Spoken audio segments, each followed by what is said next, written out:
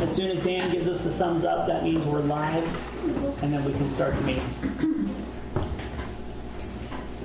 So remember to announce Brian's on the phone, please.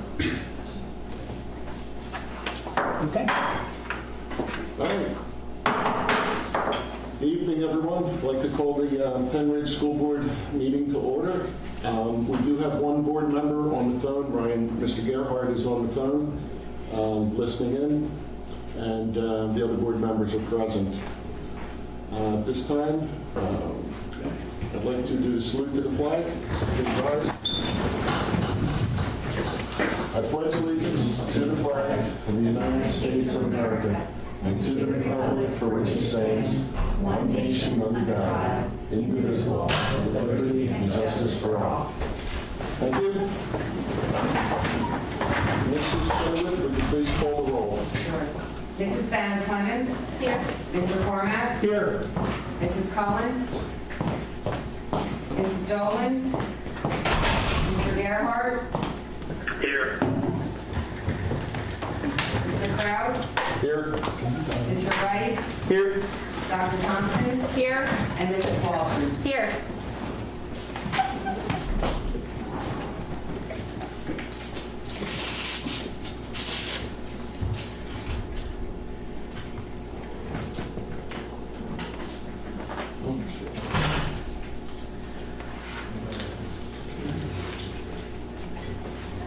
Hi, Jen. I'm going to put you in speaker, okay? Now, we're in a special board meeting. This one's back. Okay. Mrs. Chenoweth, can we please establish that also Mrs. Cullen is here by phone and Mrs. Dolan has joined the meeting? Okay? Thank you. Thank you all. Okay, so we're going to move to public comment, and according to policy 903, public comment, which is limited to 3 minutes, should be directed to the presiding officer rather than individual board members, district employees, or members of the public. For confidentiality and privacy rights, specific comments regarding particular individuals must be communicated privately to the school board and superintendent via email at psdschoolboard@penridge.org. With that, I understand we have one public comment which Mrs. Chenoweth will read. Yes. We have a public comment from Joshua Kogan, West Rock Hill Township. Once again, I would like to express my gratitude to Dr. Bolton and the board for continuing to execute the health safety plan. In recent weeks, it has become increasingly clear that many nearby districts will not be offering proper in-person education this year. I applaud Penridge for leading the way and showing that it can be done. In particular, I would like to call out Siler Elementary for the dance breaks that they have been providing the kids. Seeing their post on Facebook simultaneously broke my heart and completely lifted my spirits. I found it to be a wonderful example of teachers and staff creatively providing a healthy outlet for the kids and doing it in a way that respects safety requirements. I am incredibly proud to see something so simple and heartwarming come from Penridge. I would also like to praise the board's recent decision to uphold Mrs. Cullen as vice president, specifically in light of a recent video that went viral depicting a Utah high school student. In the video, the student is shown being physically assaulted and spat on, simply because he was wearing a Trump hat. I believe that such heinous acts occur when adults do not set a good example for what should and should not be tolerated. Removing Mrs. Cullen from her position as vice president would have sent a clear message that such bullying is tolerable as long as it is aimed in a specific political direction. By refusing to give in to such bullying, I believe the board has set a good example for the students and has likely protected Penridge students from experiencing what that poor kid in Utah did. Lastly, as if I don't have enough praise for the board already, I would like to add my sincere appreciation for the continuous fiscal responsibility. I sincerely hope that Penridge taxpayers are appreciative of the very strong position that the board has put our community in. I know that several nearby districts will be raising taxes substantially next year because their boards have not acted with the prudence that Penridge has. Thank you. Thank you, Mrs. Chenoweth. We'll move to approval of the consent calendar. Let's make a motion to approve the consent calendar, items A and B. I'll second it. Seconded by Mr. Rice. Questions or comments from board members? Okay, all in favor? Aye. Opposed? Motion passes 9-0. Okay, committee reports. Finance, Mrs. Venus Clemens.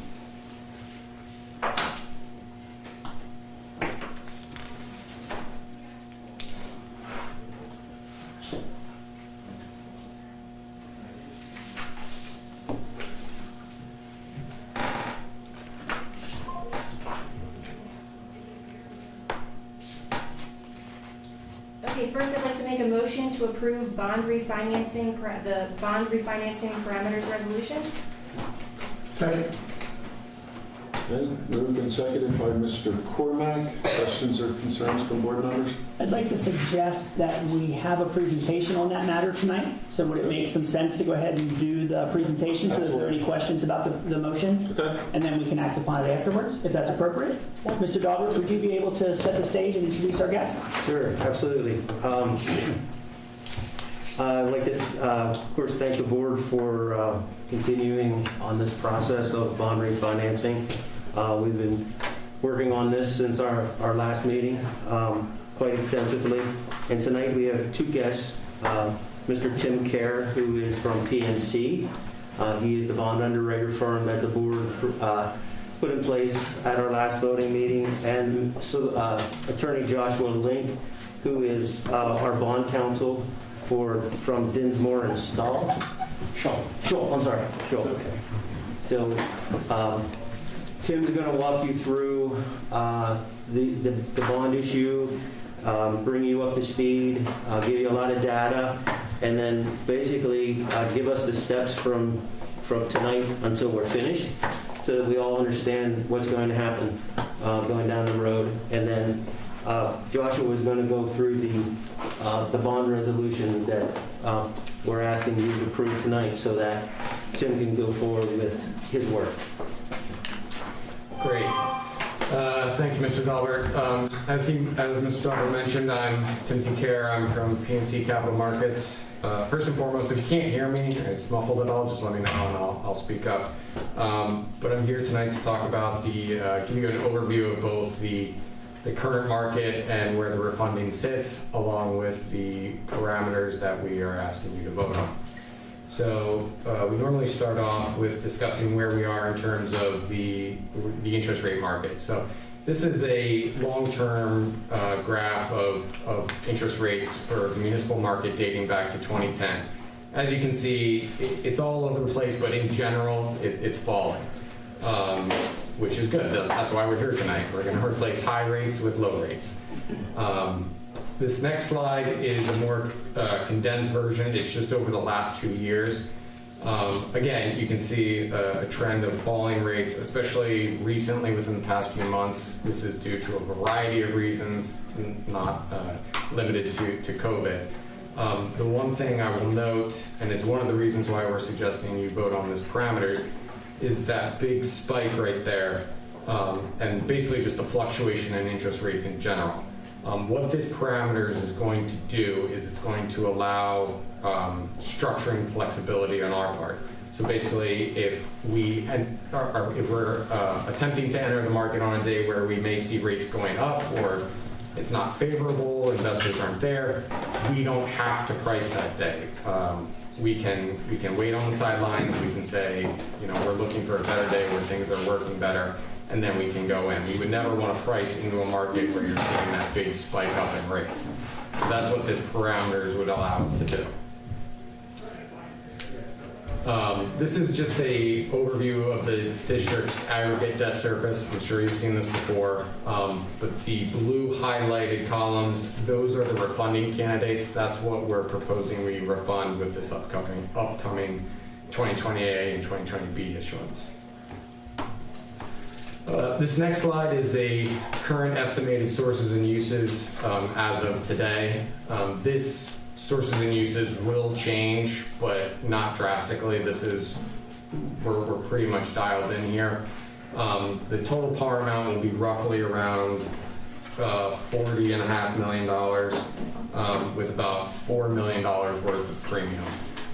You can see below the uses will be the cash deposit, which will refund the existing debt service, and then the cost of issuance, which will go to pay things like the printer, the rating agencies, bond counsel.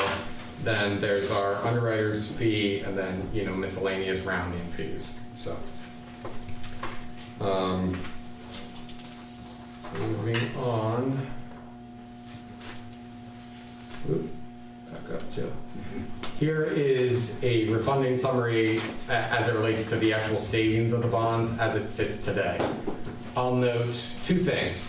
One, we added a little bit of a interest rate buffer to this because we're still about 2 weeks out from pricing, and as that chart shows, interest rates can fluctuate day to day. We're hopeful that we won't need that buffer and we'll actually get lower rates, but again, we just want to be conservative for the time being. Second thing that I want to note, which I believe is the entire board is aware, but the district was actually upgraded to a AA1 recently, so that goes to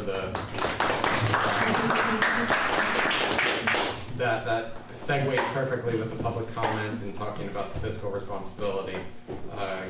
We do a lot of PA school districts, and rating upgrades are not handed out willy-nilly, so we should all feel very proud, especially at AA1. That's one notch below the best, so hats off. So continuing with the refunding summary, you'll see two things I'll point out. One, that is that arbitrage yield. That's essentially what you'll be paying on the new bonds, so sub 1% basically for both issues, which is fantastic. And then two, the green highlighted portion there is your total cash flow savings, which is coming in just under $2 million, and then your net present value savings, and that's coming in around $1.8 million.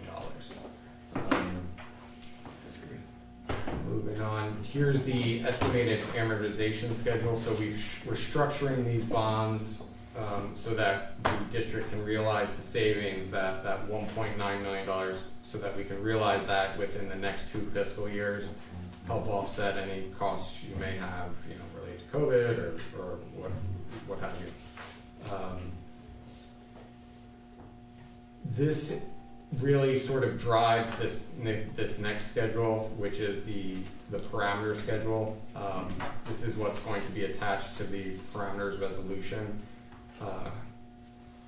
The total par amount for the parameters is going to be $50 million. Now, we're not going to come anywhere near $50 million in issuance. This is just so that we can have structuring flexibility in case an investor wants certain bonds to move to certain maturities or what have you. It's part of PA law that it's looked at on an aggregate, and so we're not coming anywhere near $50 million. I don't want anybody to think that. Same with the maximum coupon. That's again just a parameter that we're setting in there, kind of upper boundary limit. So that we can't go over those par amounts, we can't go over that maximum coupon. Again, not that we're going to come anywhere close to it, but does anybody have any questions as it relates to the refunding or the parameters? Looks good. All right, perfect. With that, I'm going to hand it over to my colleague from the district's bond counsel, and he'll go over the resolution itself. Thank you. All right, well, thank you, Tim, and thank you, ladies and gentlemen, for having me here tonight. It's a pleasure to be here with you. Again, my name is Josh Link, and I am an attorney with the firm serving as bond counsel, Dinsmore & Scholl. And I'm here tonight to present for your consideration a resolution of the Board of Directors of Pembridge School District for formal action constituting a debt ordinance under the Local Government Unit Debt Act, which resolution is authorizing the incurring of non-electoral debt by the issuance of general obligation bonds in an aggregate principal amount not to exceed $50 million, covenanting to pay and pledging all available taxing power of the local government unit for the payment of the bonds, establishing a sinking fund and appointing a sinking fund depository, fixing the form, maximum interest rates and maturity dates, and other provisions for the payment. Investors will, do their credit review, credit profile, come back to us with any questions that they may have. This is all, on the underwriter's part. Nothing really has to come back to the board. And then currently we're aiming for October 29th to price the bonds. And again, we'll be doing this under parameters so that the day of pricing, once we have a full order book and we have sold all the bonds, we'll go to Mr. Cross for execution. He will execute the addendum, and bonds will be sold and the rates will be locked in. From there, over the course of, I believe it's slightly longer, something like 36 plus days, something like that. Basically, through December 1st, myself and bond counsel and the rest of the financing team will put all the necessary legal documents together as we move towards settlement on December 1st. And then once December 1st hits, we will redeem all the bonds, and the savings will be there for the district. Awesome. And could you say out loud again that number, based on today's presentation, the anticipated savings is in the ballpark of? Right now, it's in between 1.9 and $2 million in terms of savings, and we're definitely hopeful that we'll get more than that. We're aiming to garner a lot of interest, which again, a AA1, that's going to get a lot of interest amongst the investor community because they want something with a strong credit rating. So hopefully we get a lot of orders and drive those interest rates down even further. Nice. Now, based on the parameters that we're approving, it gives flexibility as well, so that if that doesn't end up being the best date to price the bonds, you can move that up or back, or, watch the market and see what's better, right? Correct. So I'm sure everybody is aware there's an event out there that is causing some volatility. So we're going to watch, very carefully to see how are things looking heading into election week. We're really trying to get this done, and we've really been pressing to get this done before the election. But if for whatever reason, it's just not a perfect time, this parameters will allow us to press pause, wait for things to settle down, come back and execute when it's most appropriate. When is the earliest you could execute this if you, price the bonds, if you start to see some volatility in the market? Is that something that you, because it's easy to push things back, right? Right. I'm just wondering how much can we push things up? We could definitely move it forward because again, we're way ahead of schedule.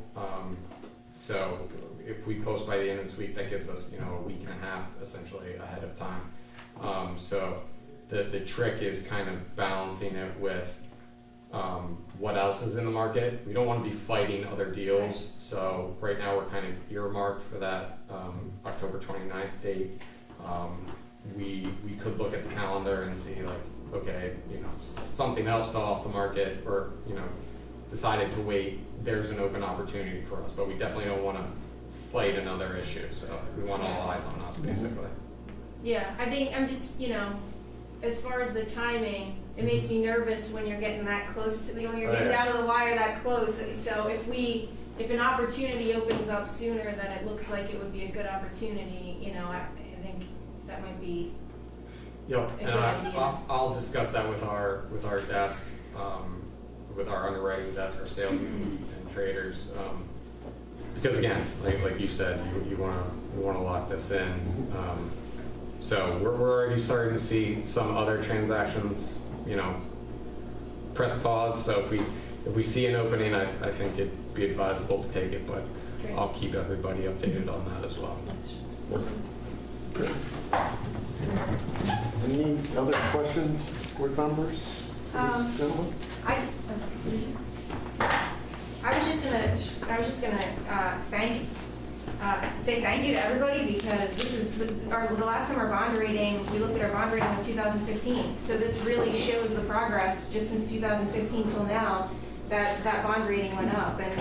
You know, it has a lot to do with the financial planning, and so thank you to Mr. Dahlberg and that department and the board members, because, you know, it's really the highlighting that plan, that financial plan that we have, and where we are that got us that rating. So that's really exciting. So. And also, thank you to both of you, because your offices were extremely Very helpful helpful, in yes. making sure that we highlighted everything we needed to highlight to make Yep. sure that, you know,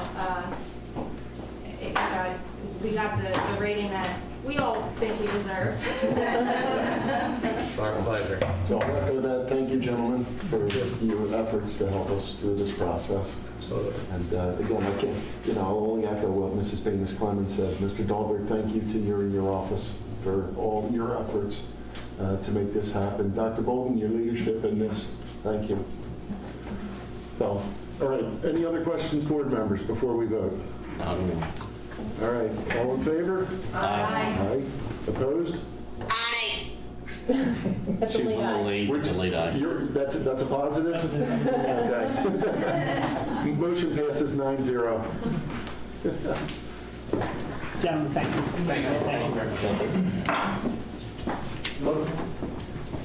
Do you need a roll call on that? Do we need a roll call vote? Yes. Okay. Mrs. Chenoweth is indicating that we should do a roll call, right? Thank you. Yes. Please. Okay, so we'll, Better safe than sorry. yep, we will do a roll call vote, so everybody hang on. Mrs. Chenoweth, could you please call the roll? Sure. Mr. Kraus? Yes. Mrs. Cullen? Yes. Mrs. Baines Clemens? Yes. Mr. Cormack? Yes. Mrs. Dolan? Yes. Mr. Gerhart? Yes. Mr. Rice? Yes. Dr. Thompson? Yes. And Mrs. Walker? Yes. Thank you all very much. Okay, back to you, Mrs. Baines Clemens. So do you want to put the motion out onto the floor and then present the information, or present the information and then Why put don't the you- motion on the floor? Why don't you do the information first this time? All right. We'll switch it up a little. Have a nice night.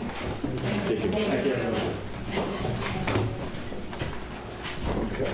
Okay, so as many of you know, we've had this conversation in previous meetings, so I'll try to keep it short, but if anyone wants me to expand on anything, I'm happy to, but I think the preference is short. I think our board is familiar with these topics. We've talked about this in the past, but over time, there's been a lot of discussion about the funding formulas at the tech school and trying to get them approved through the right pathway to make sure that we have things on the right path. The Articles of Agreement Committee at the JOC was tasked with going through the entire Articles of Agreement and making recommendations on any modifications that were needed.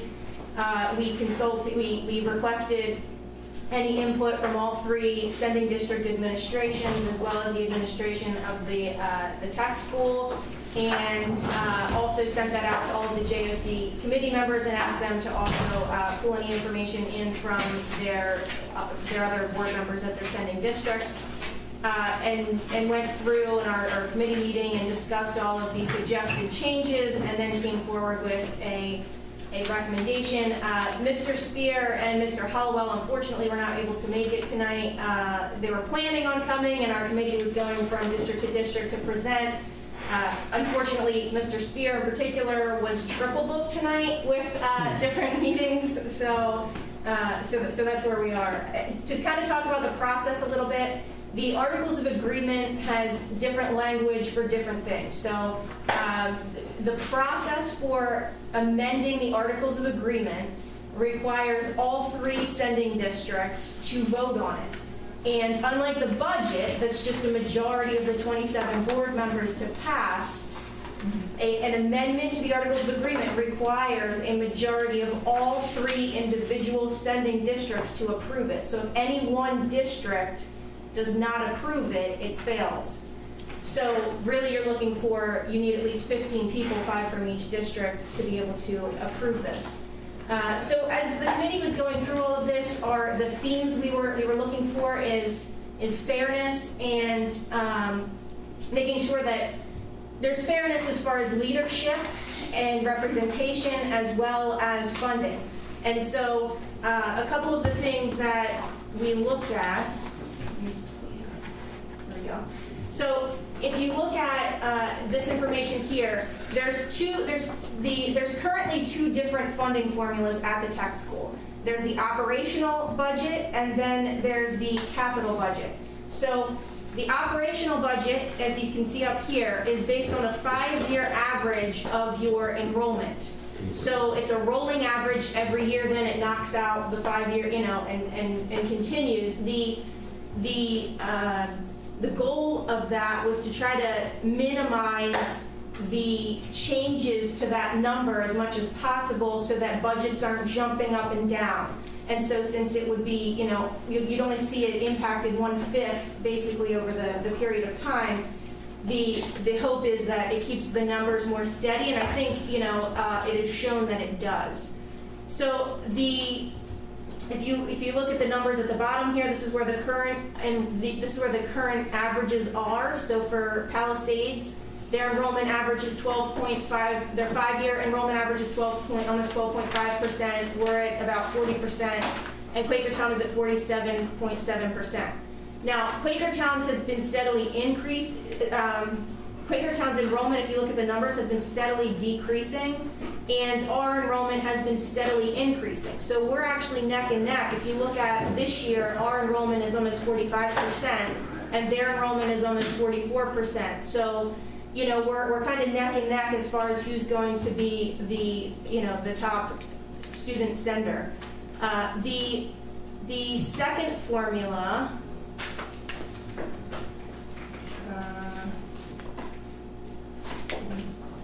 All right. The second formula is based on the State Tax Equalization Board. They are basically putting a value to each. They basically put a value, a market value. It's considered the market value of each school district, which is essentially the wealth of the district or the property values. So they're looking at the value of the properties for each sending district, and that is what is used for major capital projects such as renovations and additions. And so as you can see, ours for that is 47%. And so, when different major projects are done over there, like our debt, it talks like the debt that we currently have over there, and you can see what those debt payments are at the bottom. The debt service would be grandfathered in. Nothing will change for outstanding debt. That would all stay the same. It would be anything going forward, any kind of renovation or projects going forward that would be then brought into this other formula. We thought it would be a great time to change it now while there aren't any major projects on the horizon, because really you don't know where districts are going to be by the time another project comes up. So it's more, let's get everything on the right track now so that the expectation is clear for the future.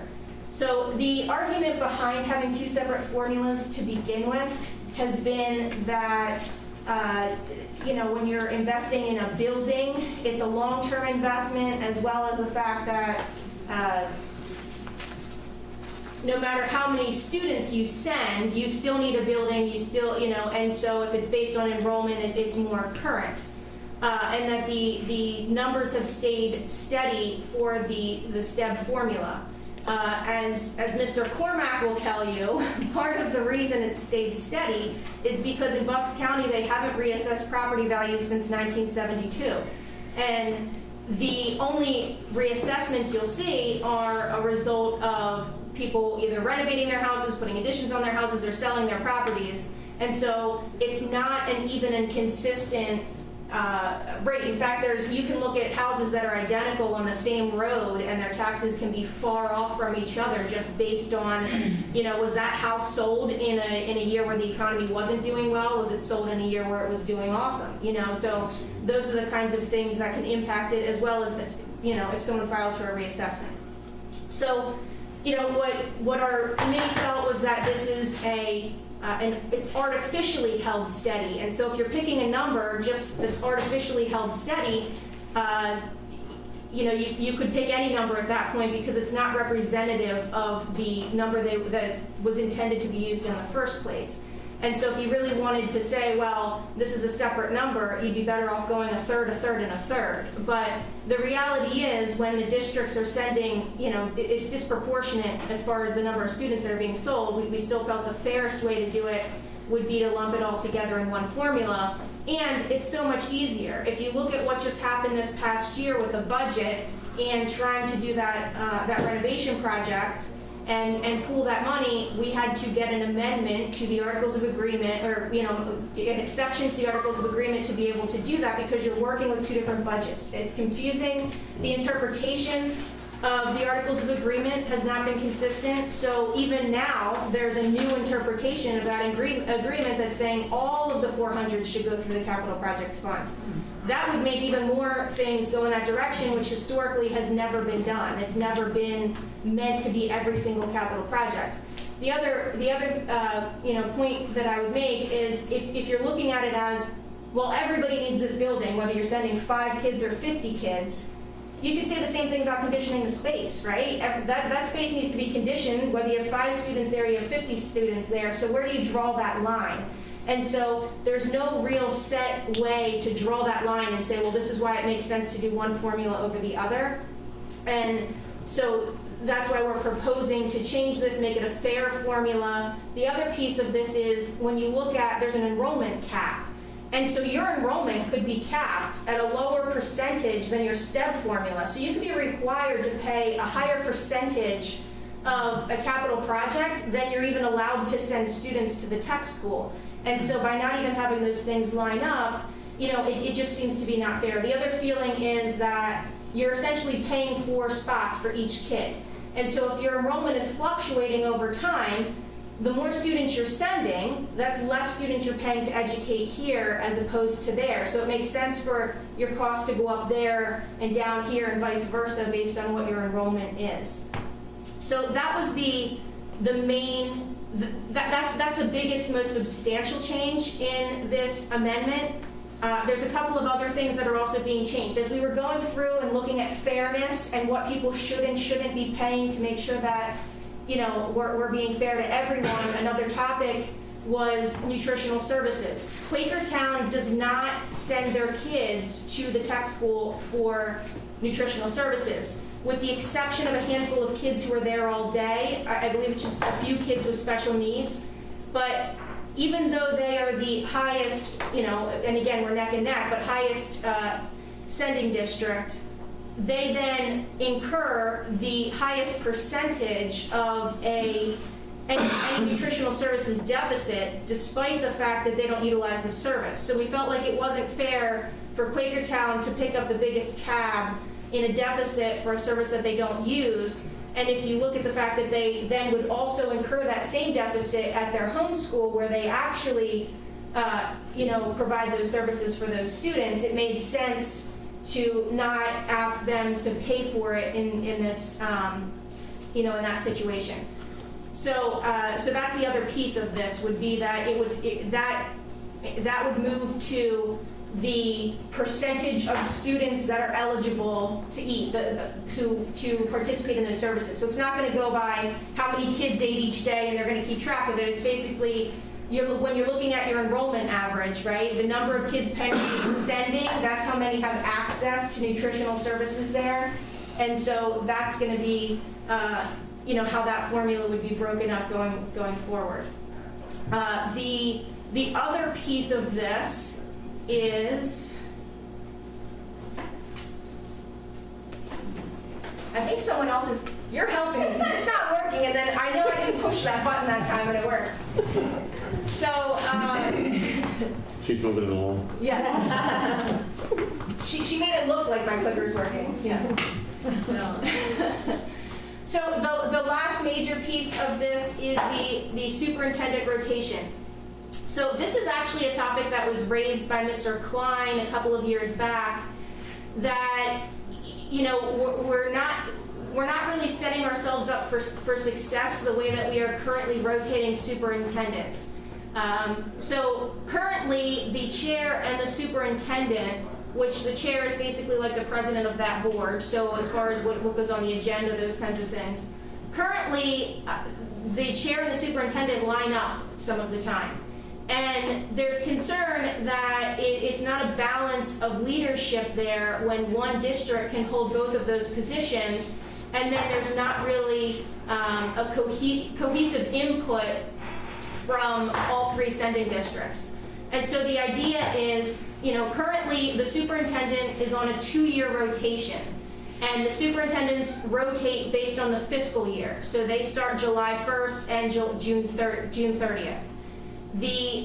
By law, that's something that is, it's been that way because the superintendents prefer to be there for a budget cycle and not be interrupted in the middle. Now the chair rotation happens right after an election in December because we are legally required to reorganize at that point in time. So it's off by 6 months. So essentially, by switching the superintendent to a 1-year rotation, it actually works out perfectly. You can see based on the proposed rotation at the bottom, you can look at when Palisades is and skip July 2020 because that's where we are now. Basically what we would do is we would hold the leadership positions the same for 1 more year so it lines up perfectly, and then it would be the same going forward. So Quakertown would stay in as chair, Palisades would stay in as vice chair, Pennridge would stay in as treasurer, and Palisades has a superintendent position, but that would end June 30th instead of a second year. So when you look at how this lines up, essentially when Palisades is the superintendent, the second half of the time, Quakertown would be the chair.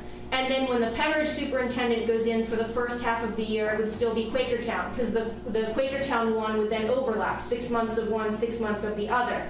Then Palisades would be the chair for the last 6 months of Pennridge and first 6 months of Quakertown. And then Pennridge would be the chair for the last 6 months of Quakertown and first 6 months of Palisades. So it really gives a balanced leadership for all three. The other piece of this the other factor that weighed into this is currently our superintendents serve 2 years and then they're out for 4 and then they're coming back. We felt like 4 years is a really long time and you're disconnected. There's a lot of changes that happen in 4 years, and we felt like it's easier to step right back in when you've been out for 2 years than it is when you've been out for 4. And the idea is to try to keep things more consistent and not have it like, well, this is an era under this one, this is an era under the other one, because obviously everybody has different leadership styles. And so the idea is if you're there for a year, you're working with the outgoing superintendent because the information's passing over. You're working with the incoming superintendent then because that information is passing over. So the hope is that there would be more consistency and more involvement from all 3 superintendents on a regular basis. And so that was a big reason for having this proposal as well. The only other small change is just adding that we can have virtual meetings because of obviously the current climate, and so that we don't have to vote to have that at each meeting. We can just put that in the Articles of Agreement and allow that. So I think that pretty much sums it up, but are there any questions, comments, concerns? I just need to absorb this chart. So we get that If you lop off the July 2024, I think it's a little easier Oh, it is. to grasp. It is, because that's when And it's the first year and the last year, then you can kind of see your pattern. Then, Yeah. So if you lop those 2 end columns off, Yep. then the pattern emerges better for me. Right. So basically you want to try, if you're looking for the pattern, you want to take out now, but we wanted to show, the purpose of that is to show that we would have to hold that position Yeah. for that extra year so that it lines up, Yeah, to make yeah. it clear what the impact is. That makes sense now. I mean, and you did say that, I just couldn't see it now. Oh, no, that's okay. Yeah. So let me summarize. Sure. We've corrected some inequities in the original Articles of Agreement and made it a little more fair to all the districts, right? And I know I'm taking what has been a very long process, very arduous process, and condensed it quite a bit. And I thank the board members that participated for this. Yeah, I know it's been a long road, it's been a long-standing agreement, and it's been an unfair agreement for many years. So thank you for that work on this. And you got to really look at, Scoggins over here, you did an excellent job, and it wasn't easy. Yes. And it still isn't done yet. Yeah, we'll see. We still have to get through all 3 districts. I want to congratulate you and your group on going through that, sitting in board meetings Yep. and listening to the back and forth. It's been a little exhausting, so congratulations. Thank you.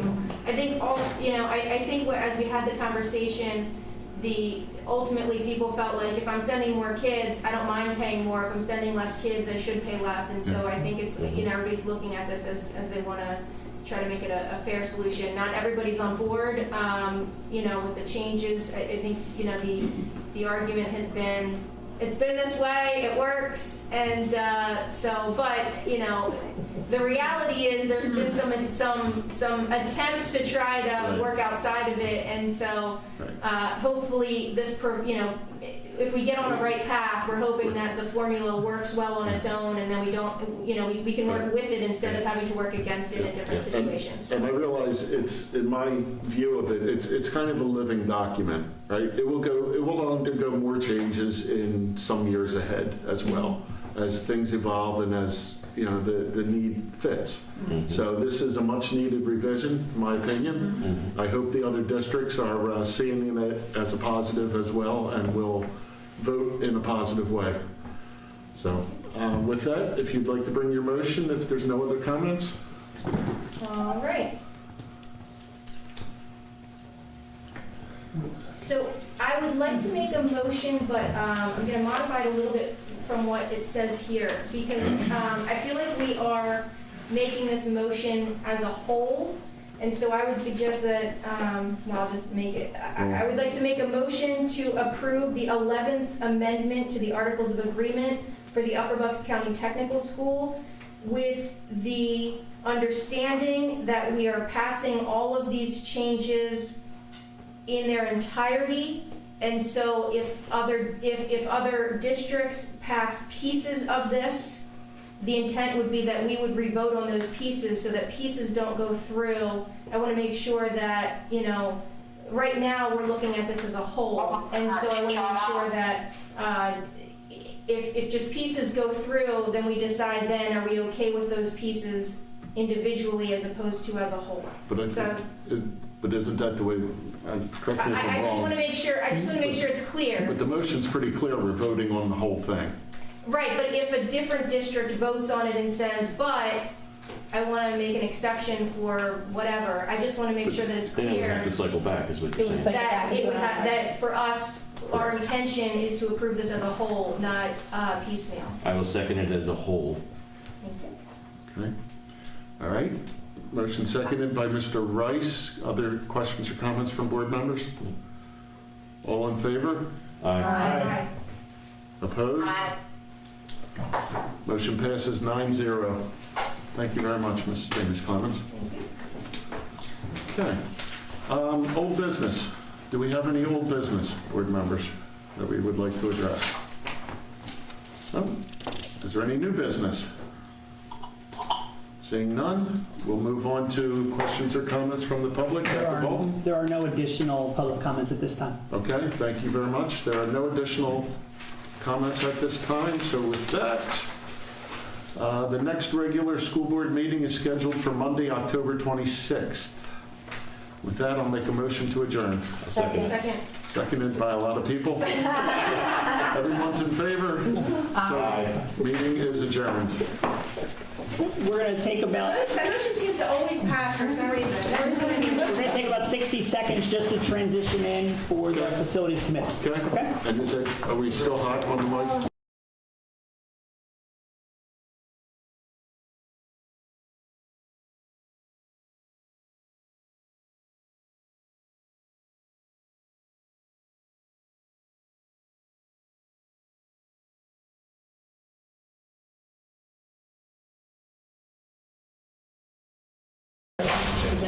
It's Rescue myself. Okay. All right. So we're going to do it from.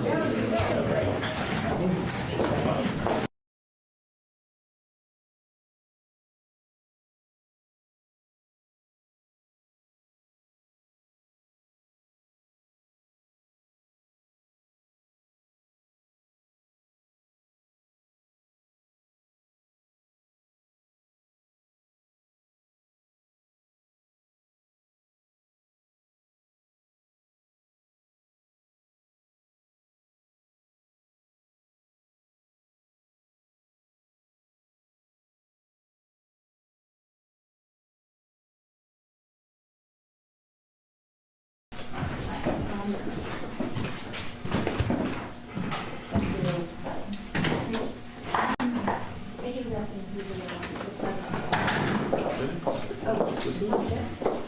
he's the chair for. That's fine, you just want to bring it down right to advance.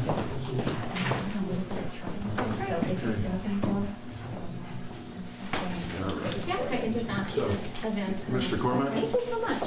Are you ready? Yes, sir, I'm sorry. Okay. So I think we have everybody back. Okay. We will open the Facilities Committee meeting. And do we have any public comment? There is no public comment at this time. Okay, so we will skip right to the Capital One projects presentation from SiteLogic. Great, thank you so much, everybody, for having us. My name is Melissa Kolstock. I'm here with SiteLogic. I'm here with my associate Jeff Harris and Mark Borowski with KMW Engineering. This evening, we will focus primarily on the two topics of discussion that we've been talking about, which is primarily the circulation, parking, site improvements, and tennis court replacement in a few sites throughout your district, in addition to 2021 maintenance projects. Mark with KMW will lead the discussion going into the middle school, high school campus, and then I'll pick up on our maintenance projects. Awesome. Good evening, everyone. Thanks for having us. Just kind of wanted to update where we are in the process, both for the high school, middle school, and certainly we'll also talk about West Rock Hill, and I think we may even touch on Bedminster tonight quickly too. This is a probably all too familiar plan that we've looked at a number of times over the past probably year or so. The one or two things I wanted to highlight, and I'm going to jump to the next slide just because it does zoom in on the areas, and we can always come back to this if that helps. Right. There we go. Oops. It's west. We'll get, there we go. There we are. So a couple of elements, starting kind of top left, and we'll work our way around clockwise. So tennis courts. Recall that I think maybe a month or 2 months ago, we had talked and had specifically carved out, hey, let's hurry up and get the tennis courts moving through the process so we can look to be doing that construction in 2021. So that's a main focus of our design efforts right now on the high school, middle school campus. You will notice no basketball courts. That was something that we had shown on the conceptual sketch plan, and one thing that after we got the detailed survey back, we realized was that kind of two things actually. It's okay if I stand up to that. I will not touch the board. It will do something. Right. So, the thought with the basketball courts over here, you barely see up in this top area, there's a little cross-hatched area. That's an existing storage building that serves the stadium. And we just couldn't get, we kept trying to reorient the basketball courts. We could get one, couldn't get two. So we looked and said, is that really what we want to do? Combined with, this is an access drive that comes in, I believe, for emergency vehicles to get into the stadium. I think the bands may actually utilize that to get into the stadium. So kind of the combination of those two things, plus we need a small area for stormwater management. This happened to work out pretty perfectly that we can get a small detention facility in here to handle the courts. Remember, there's a little parking area down here below the courts as well. That all kind of happens in this first project. That was kind of the two changes that you'll see from what was initially shown on the sketch plan. Again, that's reacting to the detailed survey, and what that showed us is out in the field there. A couple of things just again to finish up the tennis court thought. I think we had discussed, but just as a refresher, the way the grades are falling in this area, it's very likely that these 5 courts are going to sit at a higher elevation with a small wall in between the kind of two premier-ish courts that sit just a little bit lower. Right now, our concept grading has it about 2 to 3 feet. We're trying to work through that. I don't think we're going to be able to eliminate that wall, but we can make the pedestrian walkways all work the way they need to, even with that wall. So they'll work just fine. Recall, just below the tennis courts now, there's the existing storage maintenance building that sits in the area just between the parking lot and the tennis courts. So with the parking lot that was proposed, so that's kind of carries down into this area, that building is basically right in here. We can build the tennis courts without having to touch that building. So if we want to just get the tennis courts done, get them in with the walkways and this drive to make sure we're continuing to serve the stadium, We can do that standalone, so then at whatever time we decide, hey, the district wants to move that building, I think the conversation has been taking it across North Fifth to put it with the rest of the facilities kind of south of campus. We can do it then. So we can work around it. We don't have to take it out now. We don't have to spend that money as part of the tennis court project. We may end up grading some of the area around here depending on, kind of our cut fill balance to say, hey, if we get a bunch of dirt left over from doing this work, we'll spread it out for the future parking lot construction. Right now, we weren't including that parking lot with the tennis court project. It's just the tennis courts was the primary goal. Yeah. So that's these two slides. Again, that's our primary focus right now. Two other things I wanted to touch on the high school campus. So remember, if you're orienting yourself, this lot is way top left of campus. This is where we were going to add in significant amount of parking for students. One of the questions was, which you can kind of barely see here, maybe I'm going to go back and show the overall campus. You can see that a little better. Yep. So we're up in this area. They both cut off. This little line, that's the 9th grade soccer field. So we did draw that in, and to get that field in, we did lose a tier of parking up here. I think it was around 40 or so parking spaces. We're still trying to juggle that. Basically, we laid it out so we didn't get into the embankment that's up above to try to minimize, exposure for rock and dirt work. There may be a little trade-off there that if we can do a little bit, pull that out, do a little bit of dirt work, maybe we can reclaim some of that parking. We're still playing through that. That's part of the overall high school, middle school land development plans and process, which is run in parallel with the tennis courts, but we expect to take longer, which is again why we pulled the tennis courts out of that project. I think with that, the conversation has been, hey, if we can't get that parking, then this was, I think, what we've been calling Lot 3, then we probably need to provide this. If we can get this field and keep that parking, maybe we don't need to spend money on that field, on that parking area. So those questions are still in play, but that's the path that we're heading on. I think the preference is, hey, it'd be awesome if we can get the field and get the parking up there. We're going to do a little kind of pros and cons to see how much dirt we'd have to move to make that field work and keep the parking, and that'll drive that decision. Otherwise, on high school, middle school, so again, because our focus is really pretty heavy on the tennis court area right now, these are the other lots we had talked, that was Lot 3, kind of in the bottom left of campus. 4 and 5 are over there by the transportation facility. We haven't dug in super deep on those yet. Remember, I think it was with the committee last time, that when we did our wetlands investigation, of course, we found a piece here and right there. So we have to do a little reconfiguration. We're going to lose a few spaces here, but we had talked about how to properly circulate that traffic. We may end up just having an area that's just a drive aisle. We can make it work. We're just going to lose some bus parking spaces. And then Lot 4 basically that's essentially a restriping effort for the most part down in front of the transportation building. That's kind of the improvements, just a summary in terms of where we are in process. So we did confirm with the township that we do not need to go through a land development plan. Great news. It's just a stormwater management design. We are just over the limit for MPDS, which is a 1 acre disturbance. We're trying to see if we can juggle it. I don't think we're going to get past that, but it's fine. We cooked the MPDS into our schedule. So really our next goals are getting a meeting with the township just to go through the sketch plan and the stormwater concept, and similarly to get the E&S plans and the MPDS permit package prepped and ready for submission. We are still tracking with the idea of, sorry, I can't read that, my eyes are terrible. So our schedule is looking to be out to bid in March of 21 with the schedule, are hoping to build then in May as soon as we can get into those areas and not be disruptive to any of the functions on campus. How far over the LOD are you?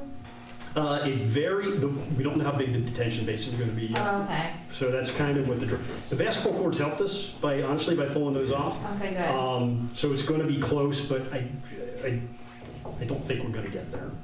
So we're going to nip and tuck. Yeah, because, see if we can kind of get us there and shorten that part of the process. That's high school, middle school.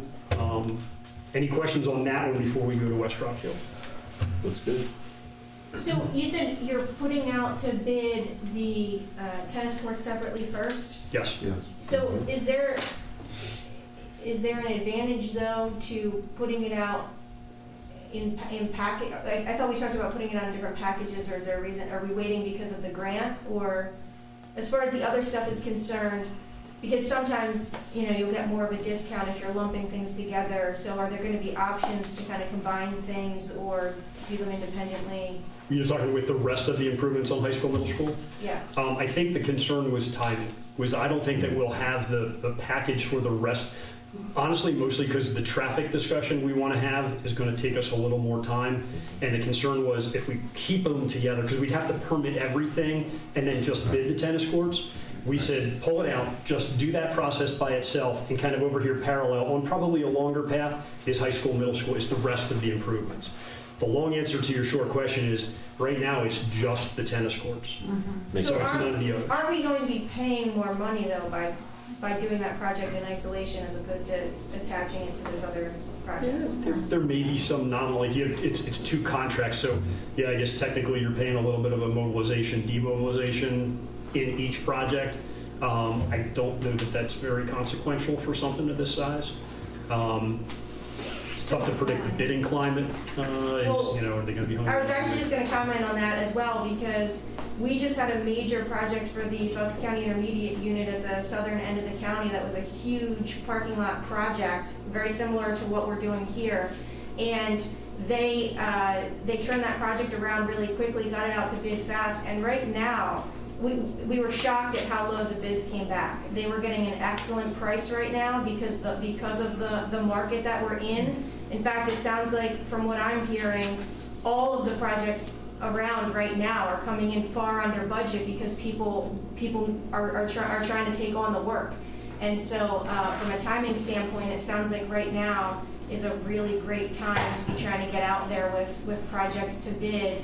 And I know, on that note, you know, we've talked in the past, and I know this isn't on here now, but I think maybe we should consider, we talked about doing the air conditioning project for the elementary schools, which helps with the air and circulation, all that kind of stuff.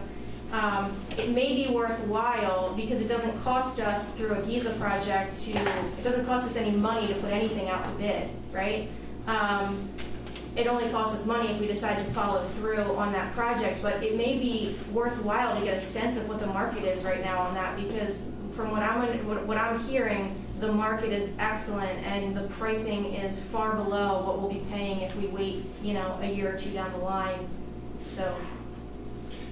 Absolutely fair point. We're getting calls from contractors saying, hey, what do you guys have bidding to do work next year?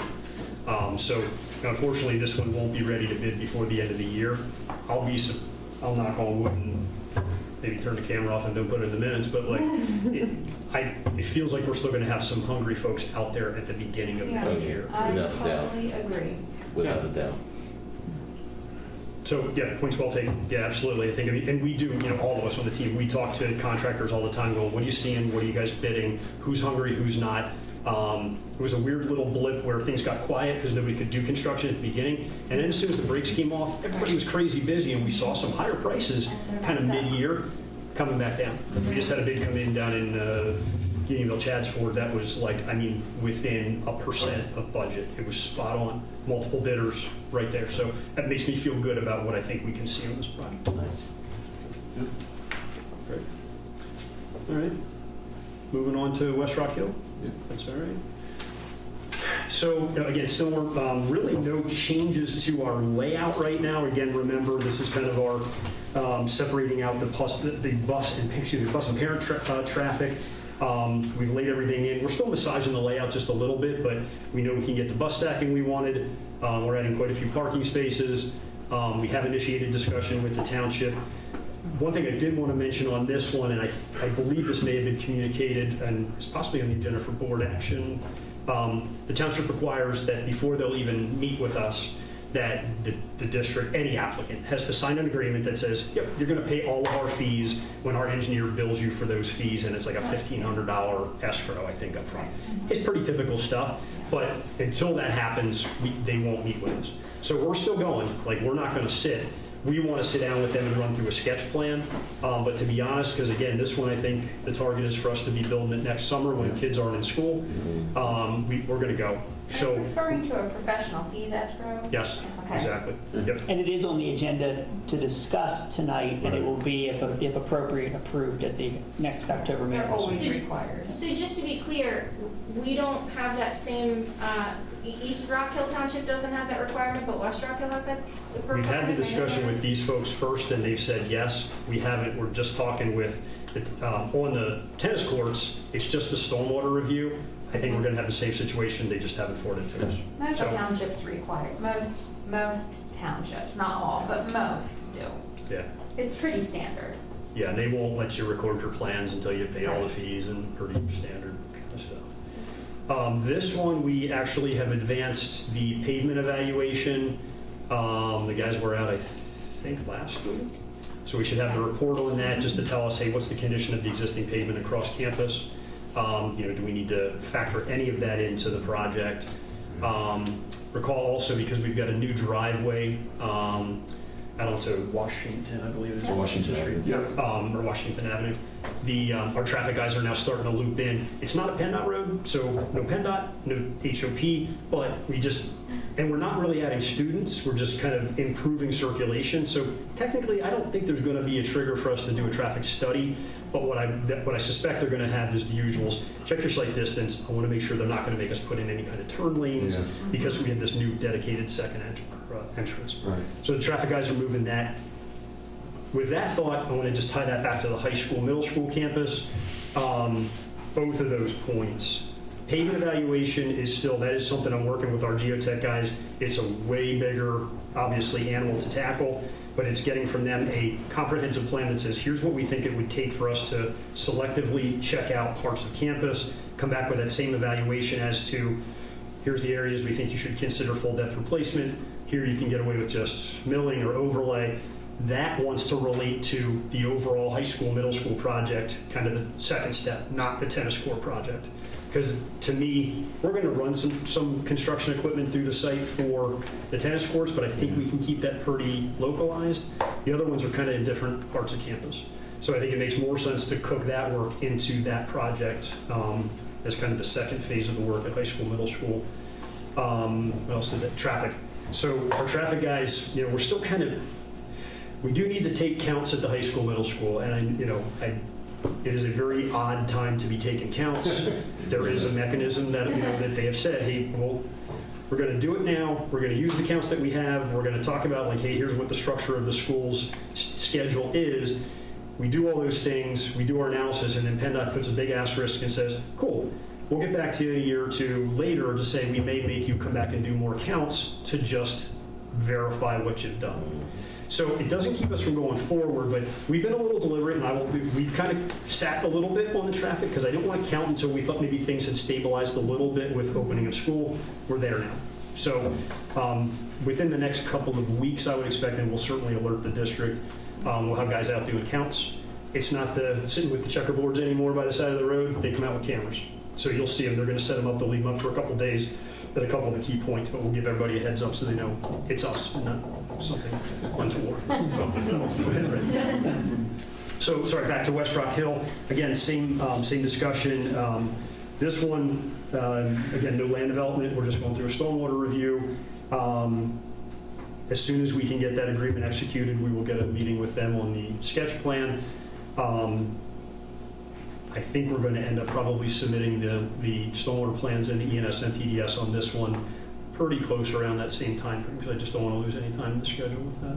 But everything's progressing as expected. Real quick, and I'll be honest, I am still coming up a little bit to speed on Bedminster. I think we were looking, one of our folks, Carolyn, who's working on the tennis court project, is going to come up, I believe, next week.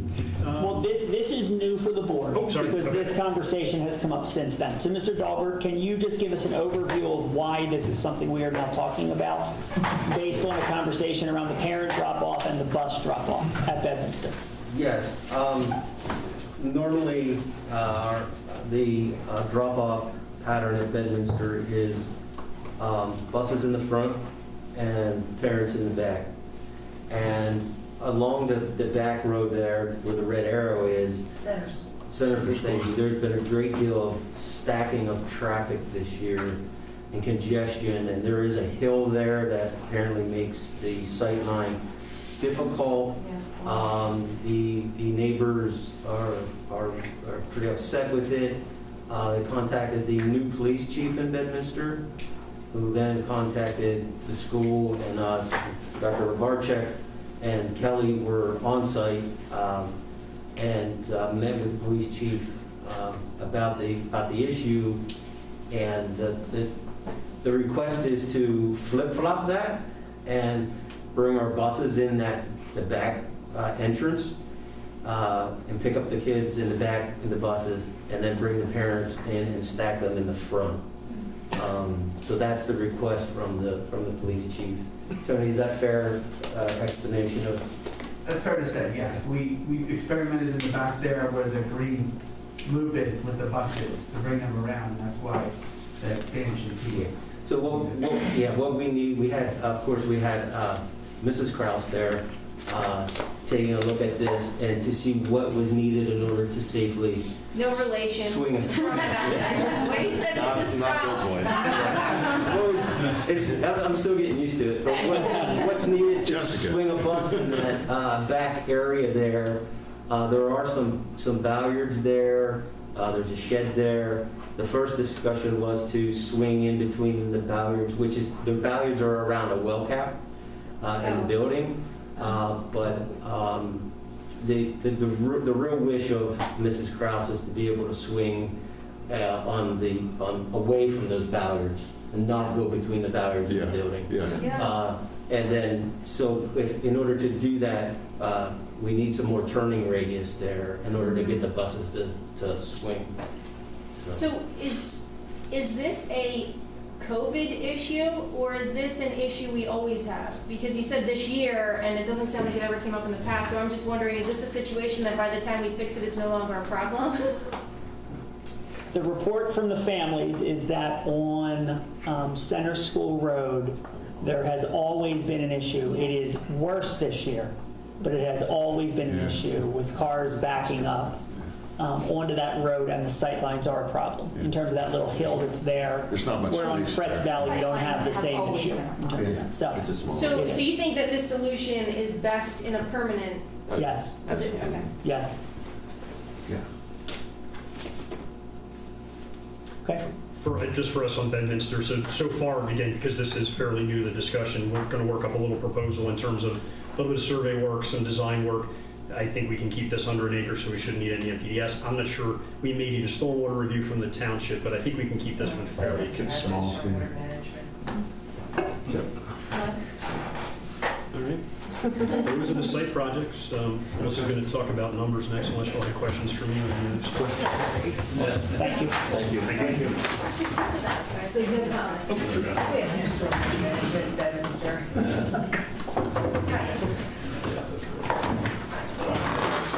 Yeah, but they have those. So are we hoping that we I can, only bring good news. are we hoping we can bid that out? I mean, or is that something we plan on doing right away, or is that something we're gonna like tack on to one of the other projects as like an add-on to try to combine it? We had not talked timing yet, We don't simply know. because they literally have just learned of this Right, and okay. are very early in their search. Yeah, So, very preliminary stages.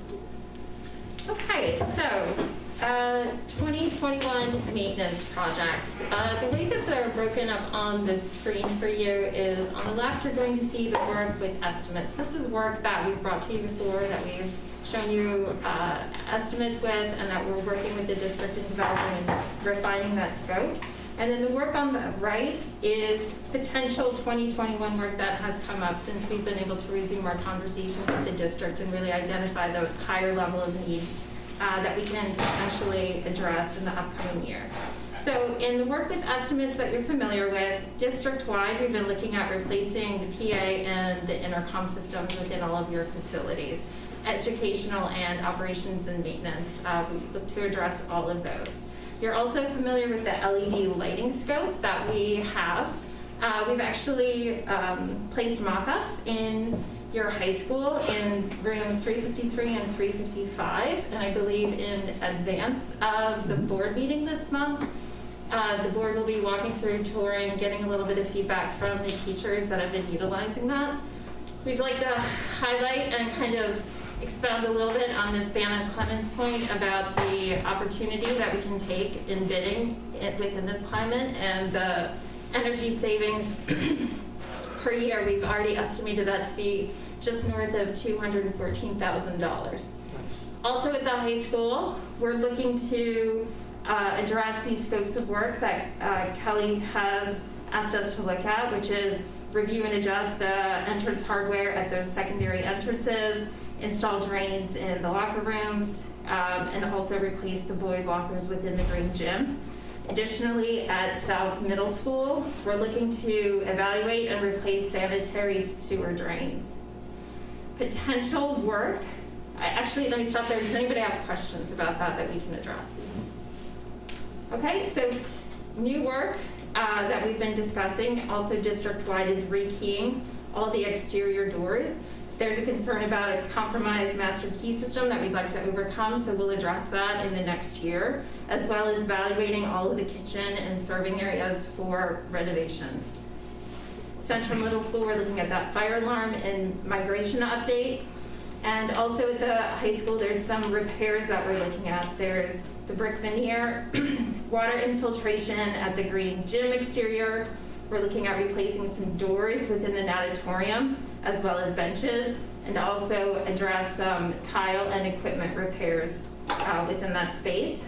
Both at Saylor and Deibler, we have expired warranty on roof sections, so we're looking to replace those sections where the warranty has expired. Can I just have you say that there is nothing wrong with either of those roofs? Okay? Yes. That is based off the warranty of the roof, and so we have put it on the list to consider it, because from a timing standpoint, it makes sense to deal with it before you need to deal with it. But the roofs are fine. There is no leakage currently at either of those lists. That is correct. So on that note, can we also evaluate the condition, just because I don't like to just replace it just because the Right. warranty's up, Yes. but looking at the condition, and if it looks like it's still in great shape, then I would advocate for not replacing it until we think, Yes. it's about there, we should Absolutely. probably get rid of, Yeah, we can replace it. provide either breakout costs for replacing it, or maybe it's just more appropriate for patch repair. Those are options for you to consider. And then lastly, we just tacked on the Bedminster expanded turning area for the buses. Yeah. So are there any questions about this additional scope of work? No, you go first. Sorry, no. On the South Middle School, is that internal to the building or does that go external?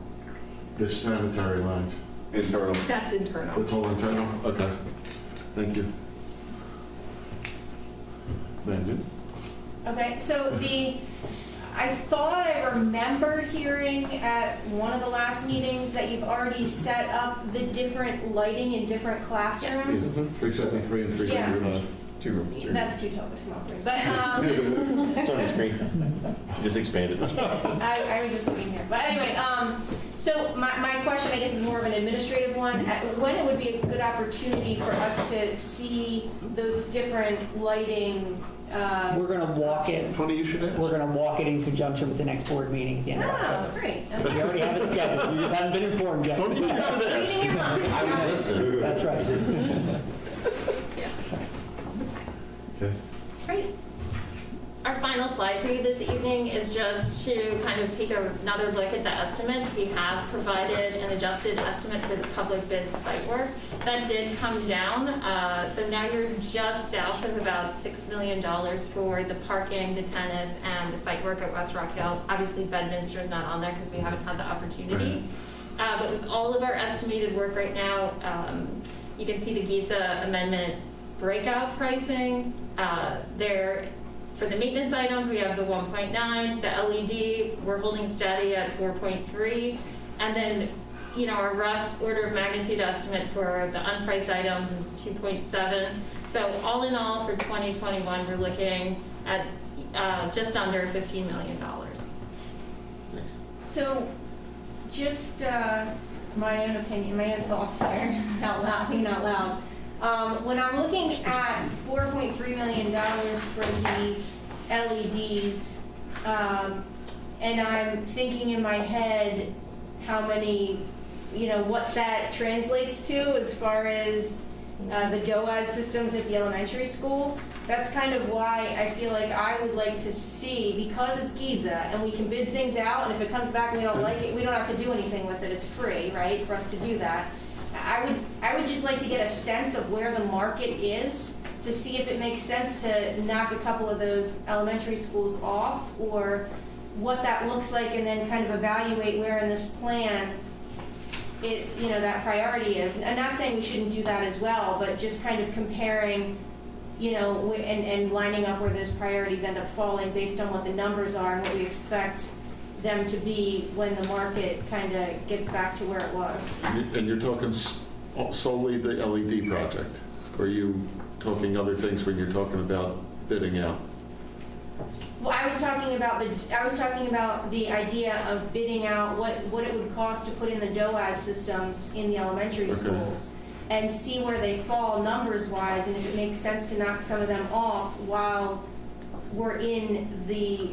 things are bidding so low, because those are really expensive projects, and if we can get them done really cheaply now and save a couple $1 million instead of doing them later, and especially when you're talking about the fact that we're in a situation where circulating air and all of those things are such a high priority right now.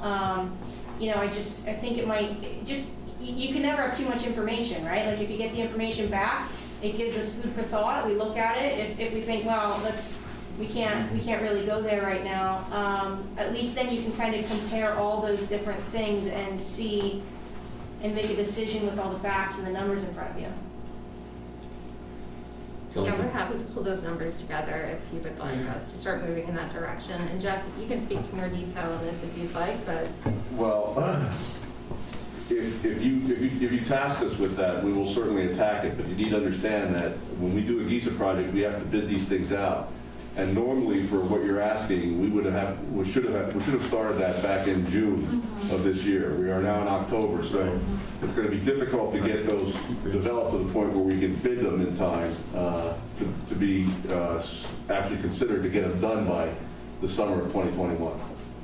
So what I would suggest is, instead of us looking at all 7, so you have a chance to pick 2, select 2 or 3 of them and let us roll with those, because we'd have a better chance of getting them done, number 1, getting them bid, number 2, and if you decided to do 1 or 2 of them, getting them built, number 3.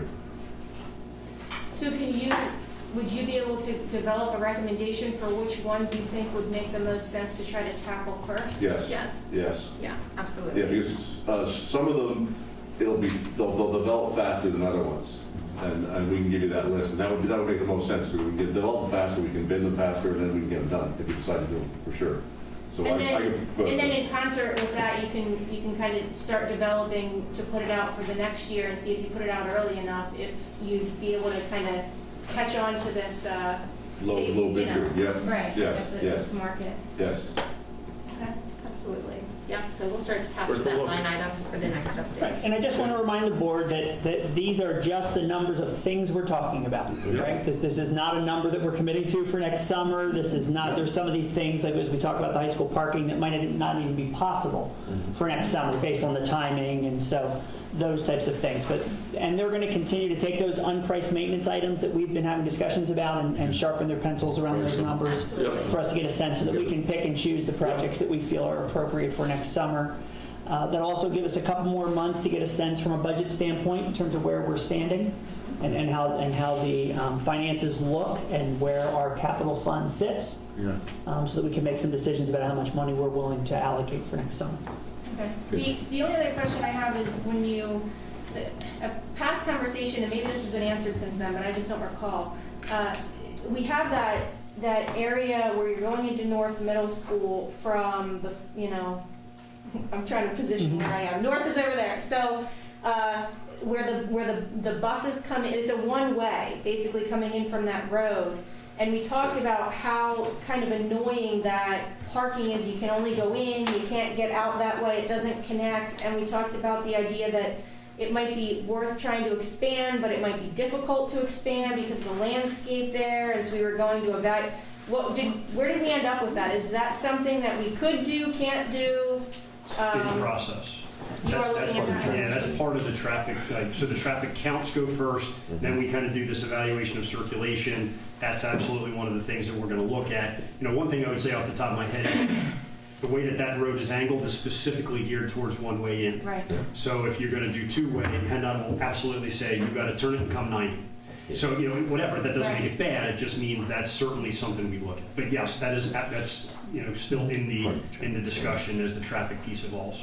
And when you talk about the grant money that's available then too for solving those kinds of problems, I mean, that road, as everyone knows, is a mess as far as traffic is concerned. And being able to have another way out where you can go that way, you know, would really open up that congestion. And so I think I think that would be an easy sell as far as the need, as you know, for trying to get grant money even for that. So. Yeah, that project we would have to be very careful just because of the program structure and what is and what isn't eligible for those grants, but we can take a closer look at it as Mark develops it, and we can see, you know, if it has a really strong chance, or maybe, you know, we wouldn't pursue it. Okay, thanks. Thank you. Great. That's all I have for this evening. Thank you. Thank you. Thank you. Thank you very much. Gentlemen, Thank you all. thank you for coming. Yeah. Would you stick around just for the West Rock Hill conversation, just in case there's any questions? Absolutely. Because the next piece is the West Rock Hill. That would be a good idea. I don't think they're ready to so. You want to speak to that? Wait. Mr. Goldberg? Yeah. Okay. The next item on the agenda is the West Rock Hill Township Professional Services Agreement. So the document that's in your, you know, attached to the agenda is that professional services agreement. It is a contract between the board or the district and West Rock Hill in order to, I guess, Mark, to evaluate the plans that you submit. Go ahead, Mark. Yeah, it's essentially saying, right, so anytime, as a plan goes through the process and the township incurs costs for review fees, I suspect, you know, like if they're paying a third-party consultant, they're basically saying, y'all are on the hook to pay for it, which is very typical, it's standard. You know, we like to look at the bills every month and make sure they're not just running the meter on you, but yes, that's basically what it comes down to. We have to pay $1,500 once we get this approved by the board, submit that to the township, and then they'll begin to work with Mark and review his plans and so forth. But until we get this piece done, they really won't work with you. So it is an agreement, so it's a contract. It's not something that I could have just signed and pushed through. It needs to come to the board. So What's the minimum escrow now? $1,500. But if you look at their fees, you know, they got us on the hook for engineering charges and fees and legal fees and a 10% administrative fee. Right. You would know who the township engineer is. So, Steve Ballou. Yeah. And you'll monitor the engineering fees, or you'll monitor the who's engineering? going to keep them in check? Yeah. We don't get the bills, they'll send them directly to the They'll send them to you. They'll send us a bill and say, basically, we're taking this out of your escrow. So something that I can. And you'll look at that, so you'll have You somebody. can get them and ask them to Absolutely. take a look. Yeah, we can tell you that's proportional to the amount of time. As far as I'm asking, Yeah. I have a lot of history with that particular issue. So you'll just have to really look at the fees And then all coming those in, bunch of whether things they're anyway, so- engineering or legal, and making sure the administrative fees that they, you know, pass off to the district are actually in alignment with things that they are doing. Okay. So, and common errors, I'm not criticizing any particular firm, I'm just saying that there can be common errors in those things. So that's something I just really would encourage have somebody really closely look at, professional fee escrow breakdowns. Okay. But to Dr. Thompson's point,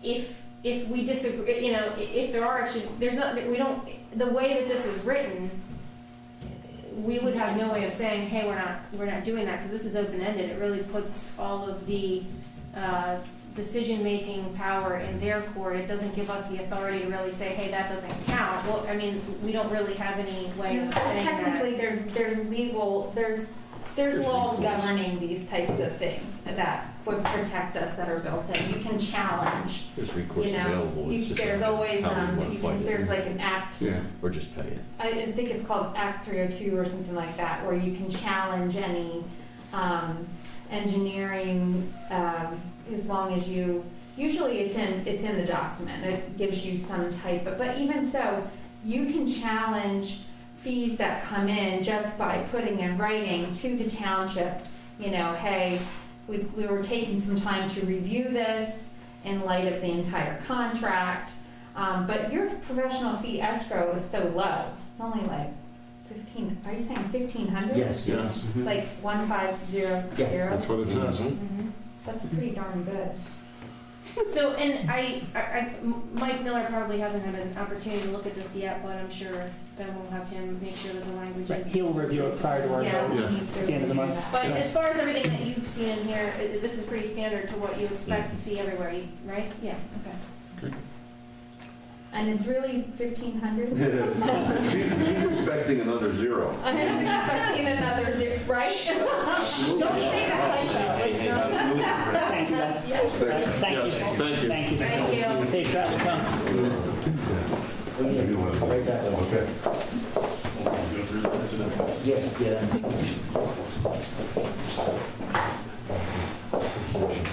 Okay. Raleigh. Okay. Good. Mr. Dahlberg, back to you. Okay, I believe. thank you, Mr. Cross. Just one more item here on the facilities agenda. We have the obsolete items for this month. We have a steamer and some POS cafeteria registers under nutritional services that are ready to be scrapped. We have an old refrigerator at Goof Elementary School, seen as better days and is ready to go to the scrap heap. And then we have Grass, Diebler, Siler, and Sellersville library weeding logs Okay. to get approved. That's all I have for that. Okay, any questions or concerns, board members? Otherwise, we'll move those forward. Yep. All good? All right. Thank you, Mr. Dahlberg. And the next Facilities Committee meeting is scheduled for November 9th. And There is no additional public comment at this there time. is no additional public comment at this time, so we'll move into finance. Mrs. Baines Funds. Thank you, Mr. Kraus.